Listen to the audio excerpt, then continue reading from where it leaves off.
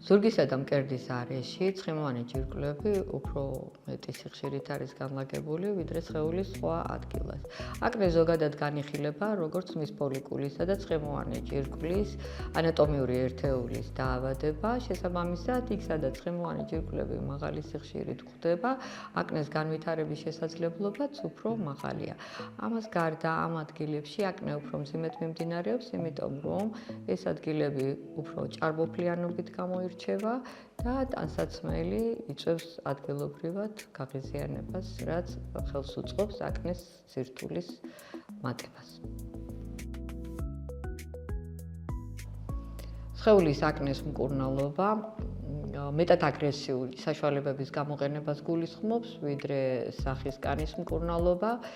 სხეულის აკნეს სამკურნალო საშუალებები მეტი ექსფოლიაციური, ანუ ამქერცლავი ეფექტით უნდა ხასიათდებოდეს, ვინაიდან ეპიდერმისი, ანუ კანის ზედა ფენა, ზურგსა და მკერდზე, აკნეს განვითარების ადგილებზე უფრო სქელი არის, ვიდრე სახის კანზე.